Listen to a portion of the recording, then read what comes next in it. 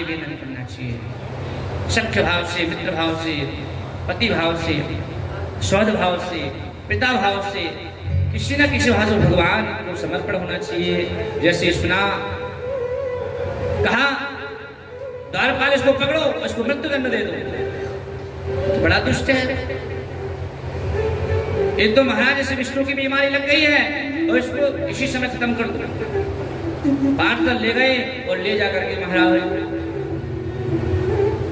ऊपर बड़ी गंगा, कहते बड़े पर्वत पर, कहते जो पर्वत है ना वो बुंदेलखंड में, झांसी है ना, झांसी नाम सुना है, झांसी, झांसी में बुंदेलखंड है। बुंदेलखंड के एक है जिला झांसी, ईरच आता है, तो ईरच में ही जो प्रहलाद जी का दौर है, जहां से हिरण्याकश्यप ने प्रहलाद जी को भगवाया था। आज भी वहां प्रहलाद द्वार इतना है कि महाराज अभी तक किसी ने वहां पर खाई नहीं ले पाई। आज भी वहां पर चरण बने हैं प्रहलाद जी के, और जहाँ ठाकुर जी ने अपने गोद में लिया था ना, वहां आज भी वो हाथ बने हुए हैं। बोलो जय श्री कृष्ण। बड़े प्रेम से, आनंद के साथ, बड़े आनंद के साथ, प्रेम के साथ। और जैसे ही ऊपर से पटका, भगवान ने अपने हाथ में ले लिया, अस्त्र से, शस्त्र से कटवाया, हाथी से कुचलवाया, सांपों से डसवाया, अनेक प्रकार से महाराज मारने का प्रयत्न किया। लेकिन जिससे जाको राखे साइया, मार सके ना कोई, ओ बालवा को कर सके चाहे जग बेरी होए। अनेक षड्यंत्र किए, षड्यंत्र करने के बाद भी जब नहीं मारा जा सका, कहा इसको ऐसा करो, एक बड़ा स्तंभ खंभा गरम किया जाए, उससे बांध कर इसको मृत्युदंड दिया जाए। गरम गरम लाल लाल खंभा कर दिया गया और महाराज उसमें बांधने लगे और कहने लगे, क्या तेरा परमात्मा इस खंभे में है? कि हाँ, इस खंभे में है। परमात्मा अड़ो रणियान महितो महियान आत्म से जंतो निहितो गुहायाम। परमात्मा प्रत्येक अणु अणु में है, परमाणु परमाणु में है। हरि व्यापक सर्वत्र समान, हरि व्यापक सर्वत्र समान, हरि व्यापक सर्वत्र समान। प्रेम से प्रगट होए में जाना, प्रेम से प्रगट होए में जाना। बड़े प्रेम से, आनंद के साथ जैसे उसने गदा का प्रहार किया खंभ में, और महाराज जैसे खंभ में प्रहार किया, प्रहार करके भगवान प्रकट हो गए। नरसिंह भगवान की जय।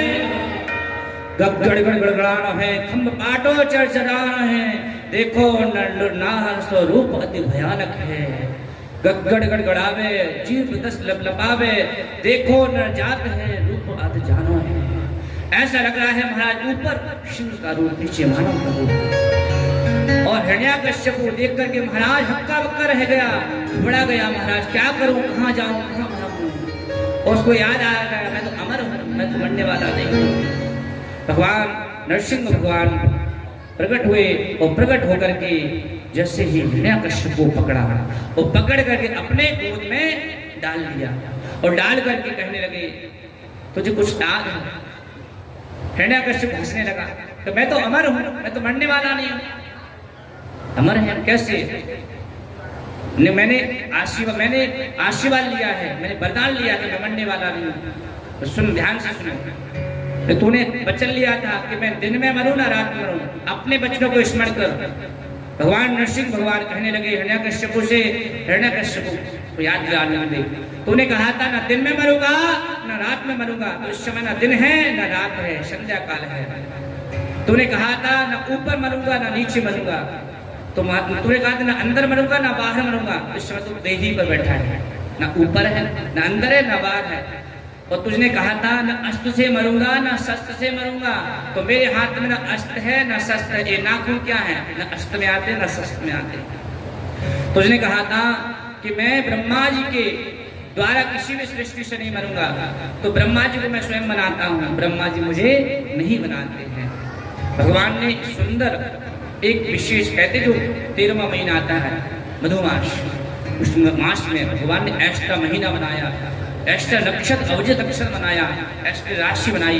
इस प्रकार से भगवान ने सब अद्भुत, कहते हैं सत्य झुक सकता है लेकिन नष्ट नहीं होता है। जीवन में याद रखना। और भगवान ने संपूर्ण वचनों को याद दिला करके हिरण्याकश्यप को अपने नखों को हृदय में गड़ा करके विदीर्ण करते हुए जिस प्रकार से चटाई बनाने वाला चटाई के तिनके को चीर देता है, वैसे नरसिंह भगवान ने दोनों हाथों को दोनों नखों को गड़ा करके और हिरण्याकश्यप के हृदय को विदीर्ण कर दिया और अट्टहास करते हुए महाराज संपूर्ण रंग को पान कर गए। उसकी पसलियों को निकाल करके नरसिंह भगवान ने माला पहन ली और चारों तरफ दसों दिशाओं में गर्जना करने लगे। ऐसा लग रहा है बोलो नरसिंह भगवान की जय हो। आज ऐसा लग रहा है महाराज जैसे कि चारों दिशाओं को भगवान नरसिंह निकल जाएंगे।